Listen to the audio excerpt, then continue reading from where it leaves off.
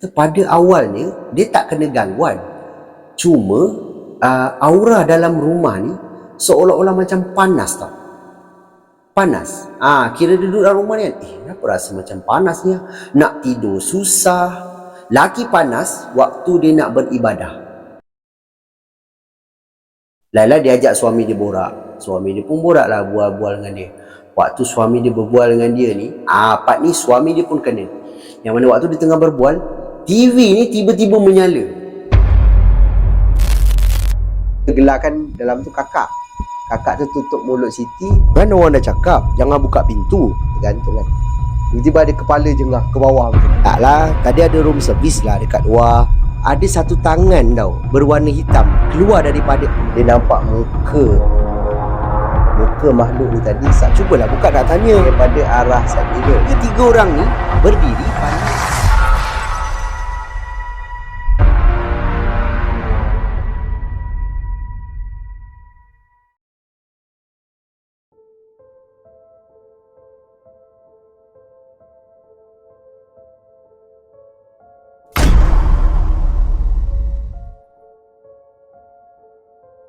Assalamualaikum dan salam sejahtera. Apa khabar anda semua? Saya harap anda semua dalam keadaan sihat-sihat selalu. Selamat kita bertemu kembali di dalam satu lagi episod di Sembang Kopi. Bertemankan saya, storyteller kegemaran anda, Hanif Abdul Halim. Terima kasih diucapkan kepada anda semua yang dah pun subscribe dan terus menyokong channel saya ini. Yang mana anda semua yang baru je sampai ke Sembang Kopi ni pun, saya nak ucapkan selamat datang. Saya doakan anda semua yang menonton video ini dipermudahkan segala urusan anda semua dan dimurahkan rezeki yang barokah. Di dalam episod kali ini, seperti biasa, akan ada beberapa kisah seram yang saya akan kongsikan dengan anda, yang mana kisah-kisah ini diceritakan oleh para pengirim kita dan pada saya menarik untuk kita dengarkan. Jadi jika anda sudah bersedia, kita mulakan dengan pengalaman seram kita yang pertama. Get your coffee. Jom aku story.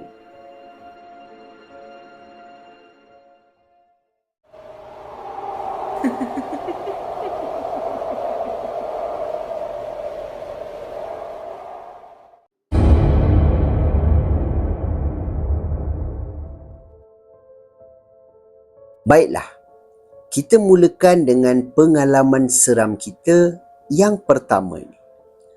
Yang mana kisah ini diceritakan berlakunya kepada pengirim kita yang ingin dikenali sebagai Ijam. Yang mana Ijam ni nak berkongsi dengan kita semua satu pengalaman seram gangguan yang dia pernah alami ketika dia membeli sebuah rumah yang dikatakan keras. Ataupun berpenghuni lah kan. Dan Ijam nyatakan di dalam kiriman yang mana dia ni berasal daripada Taiping, Perak, dan dia pula bekerja sebagai seorang guru di sebuah sekolah juga di negeri Perak. Nama sekolah dia tak nyatakan dalam kiriman lah. Sebelum dia mendirikan rumah tangga, dia kata dia tinggal bersama dengan kedua ibu bapanya dan juga adik bongsu dia. Kira dia tinggal dekat kampung lah, rumah mak ayah dia kan. Dan pada awalnya semuanya okey je, sampailah dia mendirikan rumah tangga. Si Ijam ni, dia kahwin je. Dia kata dia dengan isteri dia ni PJJ tau. PJJ. Sebab isteri dia pun seorang guru juga. Isteri dia memang berasal daripada Perak. Kenal pun dekat dalam kampung je. Cuma isteri dia punya penempatan sekolah dia ni dekat Dungun. Dungun, Terengganu tau. Jadi dia PJJ lah. Okey, dia duduk lagi dekat rumah mak ayah dia. Dan tak lama lepas tu, adik dia yang bongsu pula kahwin. Kahwin. Jadi bila adik dia kahwin, ialah anak bongsu. Jadi mak ayah dia tak izinkanlah anak dia yang last ni keluar daripada rumah tu.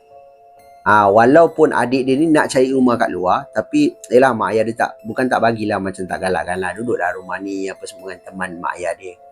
Jadi pada awalnya dia macam okey je, tapi bila lama kelamaan dia rasa segan. Sebab apa kan? Ada adik ipar dia kan, isteri kepada adik dia ni nak buka tudung ke dalam rumah apa semua, jadi macam tak selesa, betul lah. Jadi Ijam dia kata tak boleh jadi, aku kena beli rumah. Sebab lama kelamaan dia tetap kena keluar juga. Dan berkemungkinan besar adik dia yang bongsu akan duduk dekat rumah mak ayah dia bila mak ayah dia dah tak ada kan.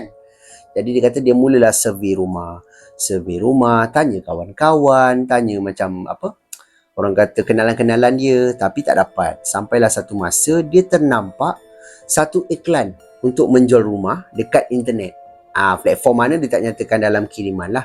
Jadi dia kata bila dia nampak, dia tengok harga berpatutan lah, kenalah dengan dia. Taklah terlalu mahal, tapi taklah terlalu murah. Kira macam dia boleh belilah kan. Jadi dia tengok gambar-gambar dekat dalam platform ni, dia kata, besar rumah ni. Rumah ni adalah rumah taman. Tahu, satu rumah taman di area Beruas. Dan kemudian rumah ni adalah rumah corner lot tau. Tepi ada tanah sikit lah. Dia kata, macam menarik lah rumah ni kan. Dia pun pergi.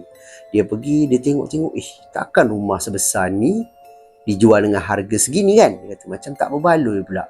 Jadi dia pun tanyalah jiran-jiran. Tanya jiran-jiran apa semua. Dan kebanyakannya lah yang keluar daripada mulut jiran-jiran rumah ni, dikatakan rumah ni dulu owner dia sewa kan. Dan kemudian bila orang sewa, selang beberapa bulan keluar.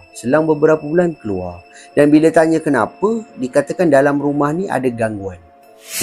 Gangguan macam apa, si Ijam ni tak tahulah mulanya. Sebab dia kata bila dia tanya jiran-jiran semua, jiran-jiran cakap hanya ada gangguan dalam rumah. Itu je. Jadi dia kata, tak boleh jadi ni kan. Bila dah ada cerita-cerita macam ni, dia dah rasa macam tak sedar hati pula nak beli. Tapi tak apa. Dia jumpa dengan owner rumah tu. Yang mana pada mulanya dia jumpa dengan rumah orang tu dulu. Okey. Yang perempuan kan jumpa. Dan dia bertanya, boleh tak dia nak sewa dulu rumah ni? Dia nak sewa lah rumah ni kan. Tapi seboleh-boleh owner rumah ni tolak tau. Tak boleh, dia tak sewa kan, dia nak jual. Dia kata macam tu. Menambah lagi orang kata tanda tanyalah kepada si Ijam ni. Jadi si Ijam ni pun telefon owner, jumpa. Yang kali ni dia jumpa kali ketiga ni, dia jumpa suaminya pula. Mula dia jumpa isteri ni, jumpa suaminya pula. Jadi bila dia bertanya apa semua, dan rumah ni dulu ada sejarah. Tapi sejarahnya owner rumah ni tak boleh nak cerita lah. Dia kata, okeylah tak apa. Deal punya deal, bincang punya bincang. Jadi dia beli rumah tu. Dan kemudian sampailah masa dia berpindah masuk. Masukkan barang apa semua. Dia mulalah membeli barang-barang sikit kan dalam rumah tu. Sebab tak lama lagi mungkin isteri dia dapat bertukar ke Perak semula. Jadi bolehlah dia duduk kat rumah tu kan. Dia duduk. Dia kata pada awalnya dia tak kena gangguan. Cuma aura dalam rumah ni seolah-olah macam panas tau. Panas. Kira dia duduk dalam rumah ni kan. Kenapa rasa macam panas ni? Nak tidur susah. Lagi panas waktu dia nak beribadah. Waktu dia nak beribadah. Dia kata waktu dia tengah semayang kan, solat kan. Solat, time dia tengah mengaji, sampai berpeluh-peluh dia kata. Kenapa macam panas sangat rumah ni? Sampaikan satu masa dia kata dia pasang aircon. Aircon dalam rumah dia. Tapi bukan dekat ruang tamu. Dia tulis dalam kiriman, dia letak dekat bilik tidur dia lah. Jadi selesa sikit dia nak tidur. Cuma waktu dia nak pergi ke sekolah, dia kata dia tutup aircon apa semualah, lampu semua dia tutup, dia pergi ke sekolah. Pada hari yang dia balik ni, yang mana ada gangguan ni, dia kata dia balik agak petang. Sebab waktu tu ada urusan lah dekat sekolah. Sampai saja dekat rumah, dia kata dia nampak kipas aircon ni nyala tau. Dia kata, takkan aku tak tutup aircon, dia kata. Dia memang ingat pagi tu dia tutup aircon. Jadi dia masuk, dia kata sampai je dekat orang kata dalam bilik dia, sejuk tau. Dan kemudian aircon tu menyala. Dia kata dia memang ingat, dia tutup, dia off guna remote, dia tutup orang kata plug kan, plug besar dia tu, untuk aircon tu dia tutup. Tapi tak tahu macam mana waktu dia balik, dikatakan aircon dia menyala. Dia tengok pintu apa semua memang tak ada lah. Kesan-kesan orang buka ke apa memang tak ada. Dan pernah juga berlaku, dia pergi rumah jiran dia. Yang mana jiran sebelah dia ni adalah rumah orang bujang tau. Rumah orang bujang. Jadi bila dia masuk dalam rumah ni kan, waktu tu dia masuk, dia kata dalam rumah orang sebelah ni macam okey je. Walaupun tak ada aircon kan, hanya ada kipas je, tapi okey lah, macam tak adalah panas sangat. Tapi rumah dia memang panas. Dia tak tahu kenapa. Dan dia juga ada tulis, waktu dia sedang mengaji, dalam rumah ni lah, dia sedang mengaji lepas dia solat kan, dia nak baca ayat-ayat Al-Quran ni, seolah-olah macam susah tau. Nafas dia seolah-olah macam tersangkut. Dia tak tahu kenapa. Pada mulanya dia tak fikir sangat. Tapi bila lama kelamaan dia kata, ada yang tak kena dengan rumah ni. Dia kata macam tu. Ini sebagai contoh. Ini contoh dia tak tulis dalam kiriman lah, contoh. Bismillahirrahmanirrahim. Macam tu. Macam tersangkut-sangkut. Macam tak boleh habis tau ayat yang dia baca tu. Okey. Sampailah satu masa dikatakan isteri dia ni balik ke kampung. Masa tu cuti lah. Dan kemudian bila dia balik, dia pun tunjuk lah. Kan nak bawa lah isteri dia pergi ke rumah dia orang ni. Jadi dia pun bawa isteri dia apa semua. Dan dia solat berjemaah dalam rumah dia. Waktu ni dia solat dekat bahagian ruang tamu. Dia solat di bahagian ruang tamu. Dan waktu dia tengah nak orang kata sujud ni, bangun daripada rukuk, rakaat ke berapa semua dia tak tulis. Cuma dia kata waktu dia bangun daripada rukuk ni, dia nak sujud kan, isteri dia jatuh. Isteri dia kat belakang ni jatuh macam tersungkur. Jadi dia berhentilah solat kan. Dia pun pandang isteri dia. Okey tak? Kenapa ni? Bang, macam ada orang tolak saya daripada belakang. Isteri dia cakap macam tu. Dan kemudian dia orang semua dah macam toleh lah kiri kanan. Biar betul isteri aku ni kan. Isteri dia kata waktu isteri dia bangun daripada rukuk ni, nak sujud ni, ada orang tolak daripada belakang. Punggung dia tolak. Sampaikan dia jatuh tersungkur. Waktu dia orang solat ni, memang perlu jangan cakap lah. Macam saya cakap awal tadi lah kan. Waktu dia solat memang lagi panas rumah tu. Sampaikan satu masa dia kata dia tak ada pun macam ruqyah rumah ke apa, tak ada. Cuma waktu isteri dia tak ada kan. Kalau waktu dia balik rumah mak dia ke kan, jenguk mak dia, dia pasang 24 jam ayat-ayat ruqyah dalam rumah tu. Menggunakan mungkin speaker ke, saya tak pastilah, dia tak nyatakan. Tapi dia kata dia putarkan 24 jam ayat-ayat tu. Sampaikan makan masa jugalah. Dan kemudian gangguan tu dah semakin berkurangan. Dan dia kata aura dalam rumah pun dah tak sepanas dulu. Walaupun dekat ruang tamu dia masih tak pasang aircon, tapi dia kata waktu dia solat dekat ruang tamu ke apa, memang tak adalah rasa macam panas sangat ke apa ke, tak ada. Dan dia rasa gangguan tu pun dah tak ada lah. Dan Alhamdulillah sekarang isteri dia dah duduk dengan dia pun dapat berpindah sekolah. Dan sekarang dia pun dah ada 2 orang anak. Duduk dalam rumah tu, tiada apa-apa gangguan. Jadi itulah pengalaman seram yang pada saya menarik, dikirimkan oleh pengirim kita ni, iaitu Ijam.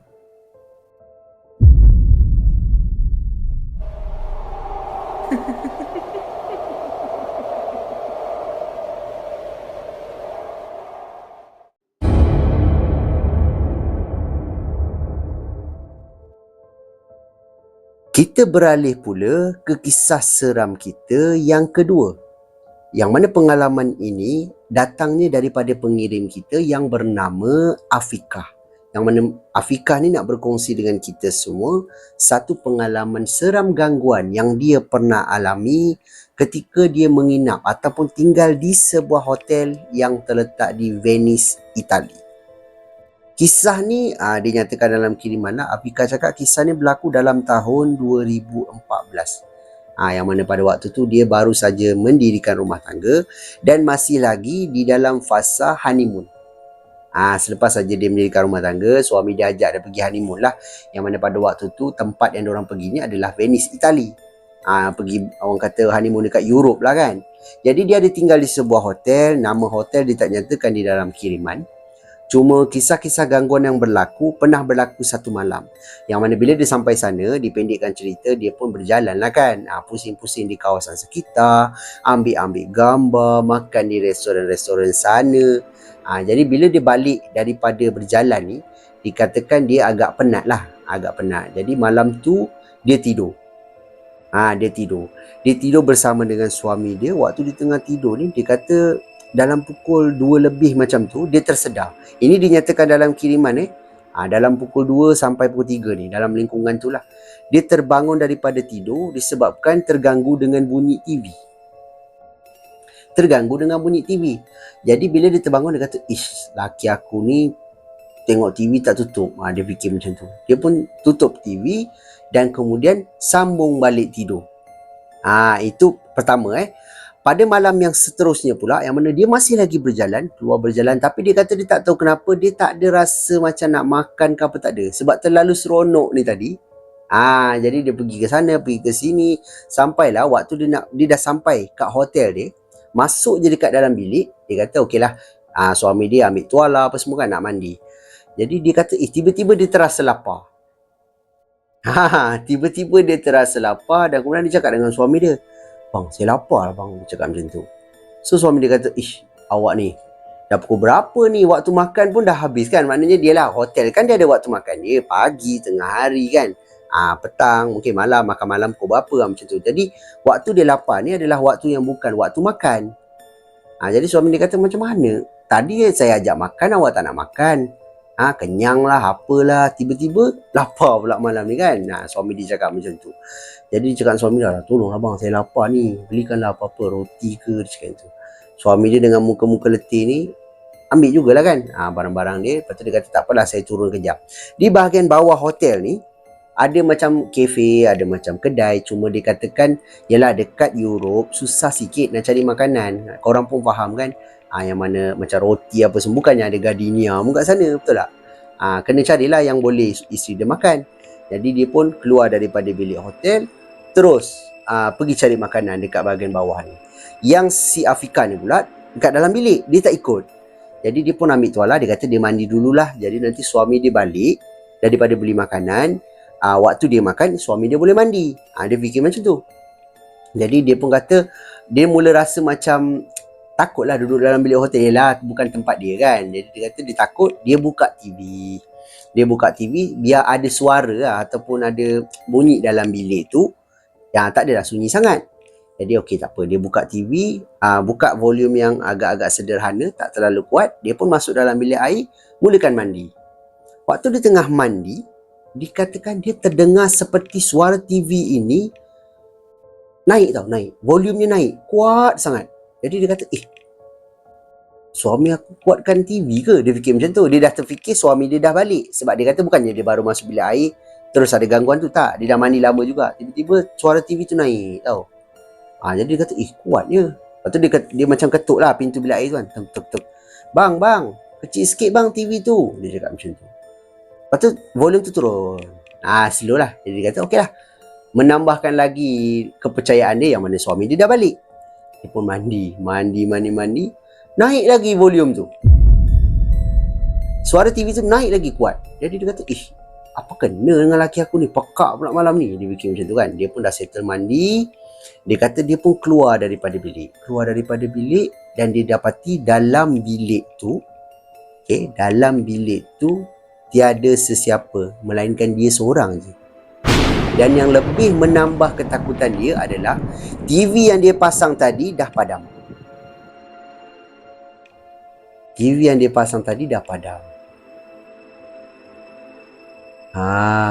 Jadi waktu ni dia dah takut kan. Dia dah mulalah cari telefon dia. Mujur, waktu dia pegang telefon nak telefon suami dia ketuk pintu bilik hotel ni lah. Jadi bila dia buka pintu, dia tengok suami dia masuk kan dengan bawa beg plastik, adalah air sikit apa semua. Dia pun cakap, abang kenapa lama sangat dia tu? Memanglah lama nak turun bawah. Saya berjalan sampai hujung tau, nak cari kedai untuk awak ni. Yelah, terima kasih. Dia pun ambil roti tu, dia makan. Suami dia terus lah mandi. Dan kemudian waktu dia makan ni, dia macam tenung-tenung tau di sekeliling bilik. Korang cuba bayangkan lah, tengah makan ni, mungkin tengok-tengok macam tu. Itu mungkin lah dia tak tulis dalam kiriman, tapi saya rasa macam tu. Dia makan-makan, tengok kiri kanan. Macam tu tau. Sampailah suami dia keluar, dan kemudian dia orang pun baring untuk berehat lah. Dan kemudian dia kata dengan suami dia apa yang berlaku kan waktu suami dia tak ada. Dan dia ingatkan suami dia dah balik. Jadi suami dia kata, biar betul awak ni, perasaan kot. Dia kata, tak bang, kalau perasaan sekalipun, TV ni mesti menyala, saya buka. Dia kata macam tu. Dan suami dia terus macam, tak apalah, kita tak payah cerita lah. Sebab dia orang ada dalam bilik tu kan, tempat gangguan ni berlaku. Jadi okeylah, dia pun diam. Dia baring, dia tak boleh tidur. Laila dia ajak suami dia borak. Suami dia pun borak lah, bual-bual dengan dia. Waktu suami dia berbual dengan dia ni, part ni suami dia pun kena. Yang mana waktu dia tengah berbual, TV ni tiba-tiba menyala. Dengan sendiri. Jadi dia pada mulanya dia rasa dia terlanggar remote ke, terhimpap remote ke mungkin. Jadi dia pun carilah remote TV kan. Cari remote TV tak ada. Sampailah suami dia kata, remote TV atas tu lah. Dekat atas almari yang mana bawah dia, bukan bawah, sorry. TV gantung, almari dekat bahagian bawah. Dia tulis dekat dalam kiriman. Atas tu. Jadi siapa yang tekan? Betul tak? Jadi suami dia kata, alamak, kenapa lah malam ni pula ada benda-benda macam ni? Suami dia bangun, suami dia tutup TV, cabut plug TV. Yang mana kalau kali ni kalau menyala juga, tak tahu nak cakap apa lah kan, sebab dia dah cabut plug. Dia pun baring dengan isteri dia. Satu malam tu memang Afika kata Afika tak boleh tidur. Suami dia sempat tidur dalam pukul 4 lebih macam tu. Lepas tu esok paginya diorang bangun, diorang keluar. Keluar kan, pergi tepi pantai apa semua. Ini mungkinlah, saya tak pastilah Venice tu ada pantai ke tak ada. Tapi mungkinlah dia keluar berjalan-jalan kan, kawasan sekitar. Malam yang ketiga ni pula, gangguan yang ketiga dah senang cerita. Gangguan yang ketiga ni pula berlaku yang mana waktu tu diorang daripada lift naik untuk pergi ke floor tempat bilik hotel dia ni. Waktu di dalam lift ni, dikatakan ada seorang, ini foreigner jugalah, mana orang putih juga. Dia bawa barang macam banyak lah. Dan makcik ni agak sedikit berumur. Jadi suaminya si Afika dia kata tak apa, saya tolong dia angkat sikit lah. Kesian pula barang dia banyak kan. Dengan beg dan sebagainya. Jadi waktu pintu lift terbuka je, Afika ni terus tahan pintu. Makcik ni keluar ataupun orang ni keluar. Suami si Afika ni angkat beg, keluarkan. Lepas tu dia kata, bilik dekat mana? Dia pun tunjuk nombor bilik dia. Oh, situ dekat je dengan bilik dia. Selang beberapa pintu je. Jadi suami si Afika ni bagilah macam kad ataupun kunci lah kepada si Afika ni. Dia kata, awak buka dulu pintu.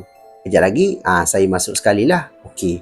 Afika ni pun ambil kad. Dia tak fikir banyak. Dia terus jalan pergi dekat pintu.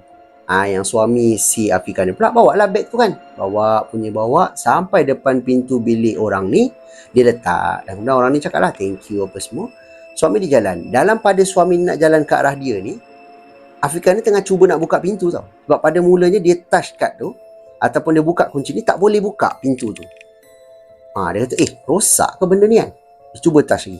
Buka tak boleh. Dia tengok nombor bilik, betul, sama. Jadi dia cuba lagi sekali, kali ketiga. Waktu dia nak cuba ni, ada bunyi ketukan pintu yang datang daripada dalam bilik dia.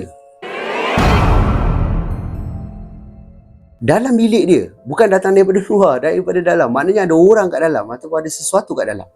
Tek, menyebabkan dia terkejut.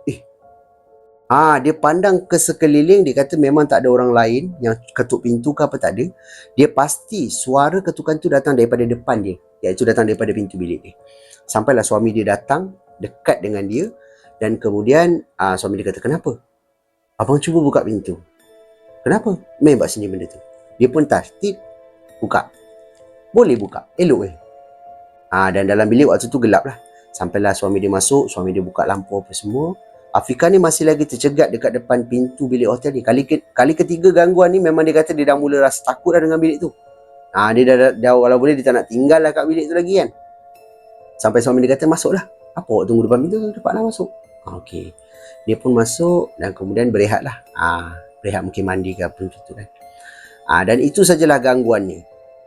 3 gangguan yang berlaku dekat bilik hotel tu. Dan ada lagi, dia cakap dengan suami dia lah. Dia tanya dengan suami dia. Yang mana pada malam yang pertama, dia terbangun daripada tidur kan, disebabkan bunyi TV. Betul tak? Kan ada saya cerita tadi kan. Suami dia cakap, malam tu suami dia tak tengok TV pun. Dan bila si Afika ni dengar suami dia cakap macam tu, baru dia teringat. Betul. Malam tu diorang terlampau penat. Diorang hanya mandi, tak sempat pun buka TV ke apa. Diorang baring dan kemudian diorang tertidur. Dalam keadaan TV tu tak menyala lah. Siapa yang menyalakan TV kan? Dah confirm lah TV tu menyala dengan sendiri. Dan benda tu juga terbukti pada malam yang kedua, tak silap saya kata kan, saya cerita. TV tu menyala sendiri depan diorang. Waktu diorang masih terjaga, TV menyala sendiri. Dan inilah kisah gangguan yang dialami oleh si Afika ni, yang dikatakan sedikitlah terselit kisah seram dalam apa orang kata pengalaman-pengalaman manis dia dekat sana. Ada juga terselit kisah seram yang berlaku di bilik hotel dia. Dan itulah pengalaman seram yang dikirimkan oleh pengirim kita ni, iaitu Afika.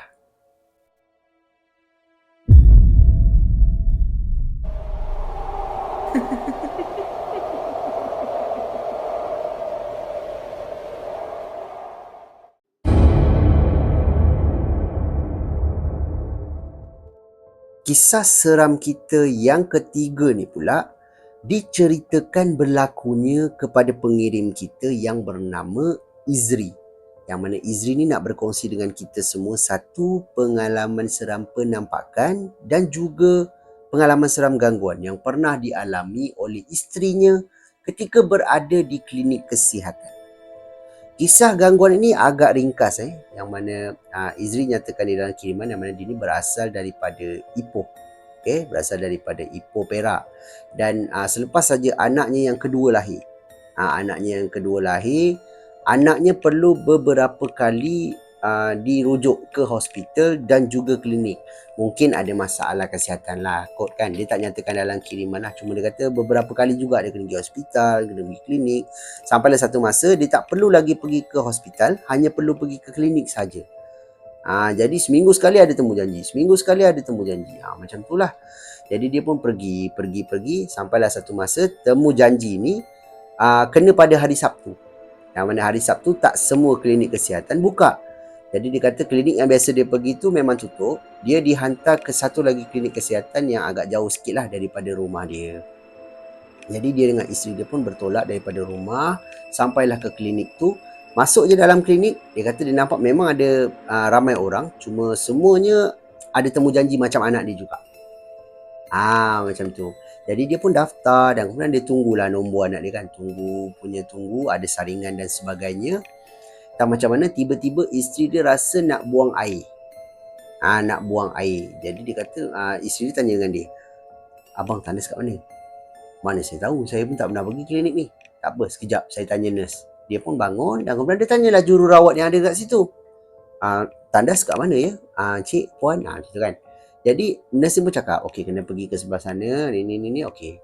Dan bahagian-bahagian lain gelap tau. Tak ada orang. Bahagian makmalnya gelap, bahagian mungkin pesakit luarnya gelap, macam tu. Ada satu ruangan je yang buka lampu, ada bilik doktor yang masih lagi, yang ada orang lah dekat dalam dia. Jadi dia cakap dengan isteri dia, "Okey Wak, tandas kat sebelah sana." Ni okey. Isteri dia bangun, tinggalkan anak dia yang pertama. Yang mana anak dia yang pertama ni berusia 6 tahun. Dan kemudian dengan baby lah dengan dia. Isteri dia pergi dan kemudian nombor panggil apa semua. Dia kata isteri dia lamanya dekat dalam bilik air. Dia kata macam tu. Dan kemudian tiba-tiba anak dia 6 tahun ni cakap dengan dia, Ya, nak buang air besar. Kita kan dia cakap nak buang air besar lah. Jadi okeylah.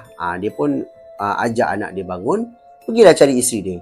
Jalan ke satu ruangan yang mana dikatakan gelap. Lalu kawasan ni memang gelap tau, sunyi.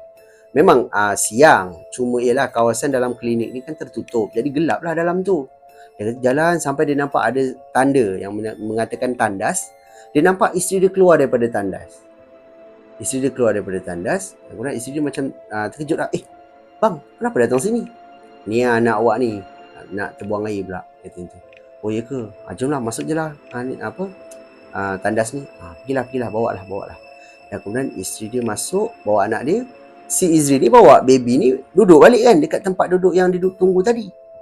Tiba-tiba isteri dia datang balik kan. Selang beberapa waktu isteri dia datang balik dalam keadaan macam berlari-lari anak. Sambil pimpin anak dia. Dan kemudian dia tanya isteri dia, "Kenapa ni yang?" Isteri dia dah terdiam, tak nak cakap apa-apa. Okeylah, tak apa, dia diam. Dalam kereta, waktu dia nak balik ke rumah, isteri dia cerita dengan dia. Yang mana pada awalnya isteri dia buang air lah dalam bilik air kan. Waktu tu dalam bilik air ni hanya ada 2 cubicle saja. Ada 2 ruangan bilik air. Yang mana satu pintunya tertutup dan kemudian ada tulis rosak. Mana yang tu tak boleh pakai. Hanya sebelah dia je boleh pakai. Jadi dia masuk bilik air tu dan kemudian dia keluar. Waktu dia nak keluar daripada bilik air ni, dia terserempak dengan seorang perempuan yang berpakaian seperti jururawat. Yang mana muka dia tak berapa perasan. Cuma dia tanyalah, dia macam tegur lah nurse ni kan. Dan nurse ni macam diam je, tak cakap apa-apa. Masuk ke bilik air yang dia masuk tadi. Dan kemudian waktu dia keluar, dia terserempak dengan Izri. Izri bawa anak dia kan. Jadi dia pun capai anak dia. Dia kata, okey. Izri pun pergi ke tempat duduk dia. Dia bawa anak dia ni masuk dekat dalam bilik air. Dan kemudian sementara tu dia nak tunggulah kan. Sebab nurse ni ada dekat dalam. Tapi waktu dia tunggu, dia kata, lama ni. Apasal macam lama sangat ni kan. Dia pun ketuk. Puan, dia ketuk kan. Waktu dia ketuk ni, pintu bilik air ni bergerak tau. Seolah-olah macam tak kunci. Terus isteri Izrin tolak pintu tu dan kemudian dalam bilik air tu tiada sesiapa pun. dan dikatakan memang dia tak nampak sesiapa pun keluar sebelum tu, sebab dia kata nurse tu baru masuk, dia keluar, dia ambil anak dia masuk balik.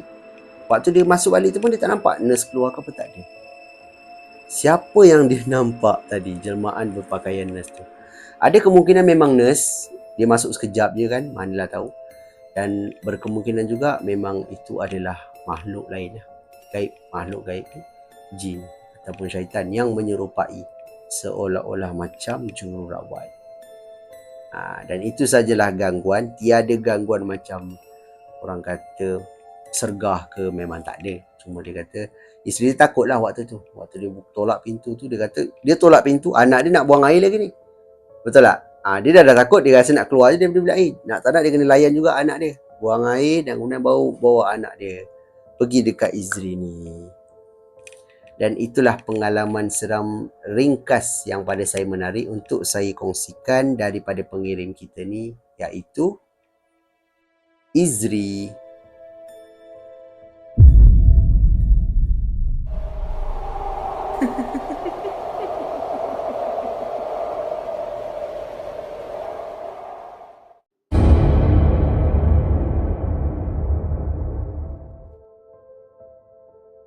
Sampailah masa untuk kisah seram kita yang terakhir, untuk video kita pada kali ini.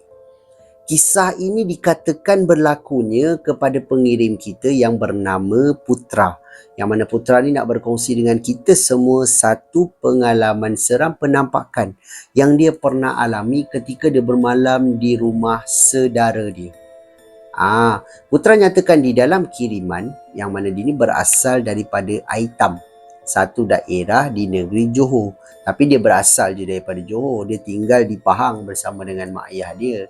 Kisah seram ini berlaku ketika ibu bapa dia pulang ke kampung kerana ingin melawat saudara dia yang sedang sakit, iaitu makcik dia lah. Makcik dia sakit kanser pada waktu tu. Ini dinyatakan dalam kiriman. Jadi waktu dia pergi rumah makcik dia ni, ramailah saudara mara yang ada kan. Saudara jauh ada, saudara dekat ada. Jadi dijumpa macam gathering pula lah dalam rumah tu. Jumpa yang mana saudara mara yang dah lama tak jumpa, jumpa dekat situ.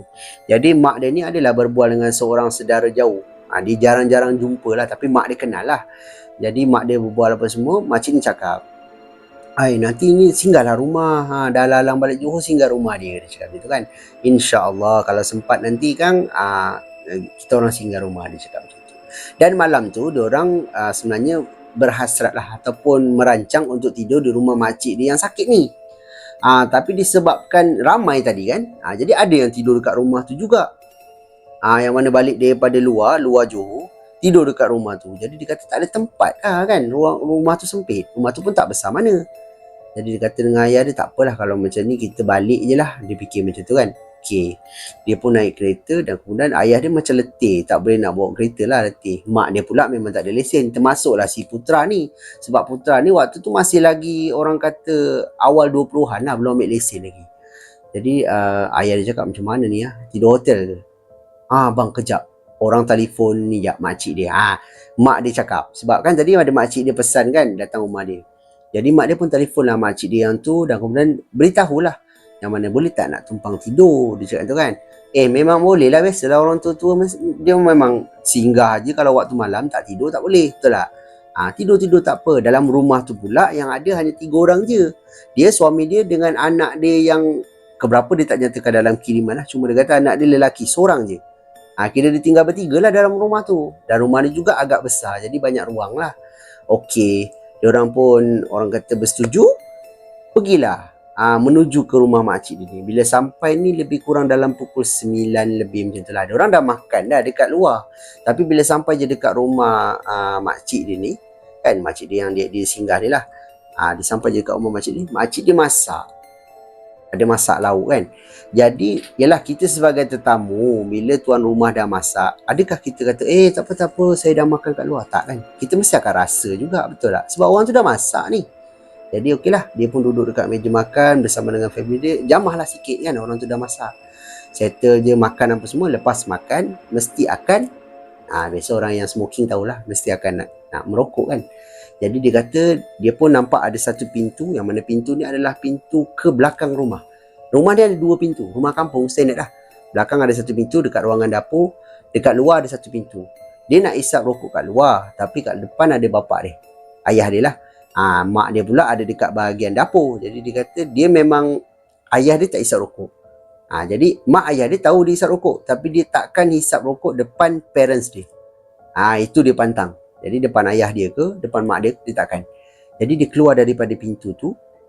Dia kata dekat bahagian tepi rumah makcik ni memang bersemak samun. Jadi dia risau pula dengan gelapnya tepi rumah kan. Kan adanya binatang berbisa ke apa, dia tak nak. Jadi dia pergi ke bahagian belakang rumah. Sambil dia duduk ni, ada tingkap dapur. Jadi ada cahaya daripada dalam ni, taklah gelap sangat. Nampaklah belakang ni macam kawasan kebun tau. Pokok-pokok, macam pokok mangga pun ada, macam pokok rambutan pun ada. Dia tak pastilah. Jadi dia pun duduk. Belakang tu dia smoking. Tak tahu kenapa waktu dia smoking dekat belakang ni, dia terasa seperti dekat kawasan belakang rumah ni macam sibuk. Macam ada orang lalu, lalang. Tapi benda tu tak ada. Korang dapat bayangkan tak? Dia macam rasa benda tu ada. Mungkin perasaan lah. Benda ni perasaan dia. Dia rasa macam, macam sibuk, macam ada satu aktiviti kat belakang ni. Tapi tak ada apa-apa, sebenarnya gelap dia. Dia cepat-cepat habiskan rokok dia. Dia pun masuk. Sampai je dekat pintu dapur, dia dengar tuan rumah, makcik ni, panggil nama anak dia. Ini contoh dia ada nyatakan dalam kiriman lah dia punya dialog tu. Contoh, Long, Long, tolong mak buang sampah ni jap Long. Dia cakap macam tu kan. Tapi anak dia tak turun-turun lah daripada bahagian atas ni. Dan bila sampai je dekat dapur, dia dah masuk je dekat dalam ruangan dapur. Ni si putera ni boleh. Kau pergi tolong kejap buang sampah ni jap kat belakang. Macam tu kan ayat mak-mak Jadi dia pun bolehlah dia kata macam tu. Okey, makcik tu pun ikat-ikat. Lepas tu makcik tu cakap tau dengan putera, kau jangan lama-lama duduk kat belakang tu. Belakang ni memang ada pengampungan, dia kata macam tu. Dan si putera ni kata, perkampungan? Tadi orang duduk kat belakang, kosong je belakang tu, macam kebun je. Kau tak nampak kampung tu? Makcik tu cakap macam tu. Jadi dia kata dia nak buang sampah ni belakang rumah ni. Tempat bakar sampah tu dekat belakang rumah. Bila dia dah tahu cerita, dia ada rasalah perasaan takut tu, betul tak? Bila kita tak tahu, tak apa. Jangan kita tahu. Jadi si orang kata, putera ni dah mula risau. Alamak, macam mana ni? Tak apalah, nak tak nak dia beranikan diri. Dia ambil sampah tu, dia keluar daripada pintu dapur. Kebetulan, bila dia sampai depan pintu dapur ni, dia keluar je, dia nampak adik dia. Adik dia yang nombor 2, lelaki juga, ada dekat tepi rumah, berjalan macam nak menuju ke arah pintu dapur ni. Dia pun ajak, Dek, kau tolong teman aku jap. Mana? Belakang, nak buang sampah jap. Dia kata. Yelah. Adik dia kata. Pergi. Lepas tu, bila sampai kat bahagian belakang ni, waktu dia nak berjalan ni, adik dia tanya, kenapa kau ajak aku? Dia kata macam tu. Tak adalah, kau ikut je lah. Aku jangan banyak cakap lah. Dia cakap macam tu. Dan kemudian adik dia cakap, kau ni kau takut juga penakut Dia cakap macam tu. Tak ada lah, takut apa? Belakang ni bukan ada apa-apa. Dia cakap macam tu. Dia pun buang sampah. Dan kemudian dia toleh balik ke adik dia nak masuk lah. Adik dia tak ada. Dan dia terus macam, cari adik dia kan. Dia adalah tulis dalam kiriman ni macam mencarut lah ayat dia tu. Tapi saya ubah lah betul punya budak. Tinggal aku kat belakang ni. Macam tu lah. Dia pun jalan, masuk ke bahagian pintu dapur ni. Dan kemudian dia cari adik dia. Mak nampak tak adik? Entah. Adik kau kat atas kot. Mak tak nampak pun. Tak apa. Dia pun naik ke ruangan atas nak carilah adik dia ni kan. Dia nak macam cakap lah, kenapa kau tinggal aku kat belakang? Dia naik atas dekat bahagian tengah ni, diorang dah bentang toto tempat dia tidur. Adik dia tengah tidur. Adik dia tengah pakai selimut, tengah tidur. Waktu ni dia kata, budak ni pura-pura tidur pula. Tak apalah. Dia pun just tak indahkan lah kejadian itu. Dan kemudian keesokan harinya, diorang pun berkemas-kemas untuk beredar baliklah semula kan ke rumah dia. Dalam kereta dia tanya adik dia, Dik, semalam apa pasal kau tinggal aku kat belakang rumah lepas tu kau pura-pura tidur Bila masa? Kan semalam kau teman aku pergi buang sampah. Dia cakap macam tu. Lepas tu aku pusing-pusing kau dah tak ada. Lepas tu kau dah tidur. Cepat kau jalan. Mana dia bang? Orang tidur daripada awal lah dia. Lepas makan tadi orang tu bayang, orang dah tak larat lah. Kau ni biar betul, dia cakap macam tu kan. Kau jangan nak buang aku lah. Kau bangun lagi kan. Ayah dia pula menyampuk. Ayah dia tengok kereta ni. Mana ada Long? Dah tentu tadi Waktu ayah nak pergi keluar ni, ayah dia nak keluar ni, ayah dia nampak adik dia dah tidur dah. Baru ayah dia duduk dekat luar. Duduk kat luar ni pun dengan suaminya makcik dia ni lah. Duduk kat luar berbual kan. Waktu ayah dia jalan nak keluar ni, memang orang kata adik dia tengah tidur. Jadi siapa yang dia nampak dekat tepi rumah tu, dan teman dia sampai ke belakang.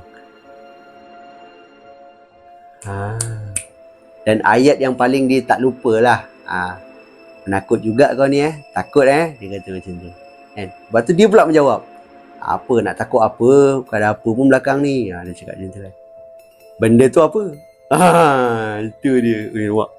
Oi, meremang. Astaghfirullahalazim. Tak apa. Bulan puasa. Jadi itulah pengalaman seram yang pada saya juga menarik diceritakan berlakunya kepada pengirim kita, iaitu Putra.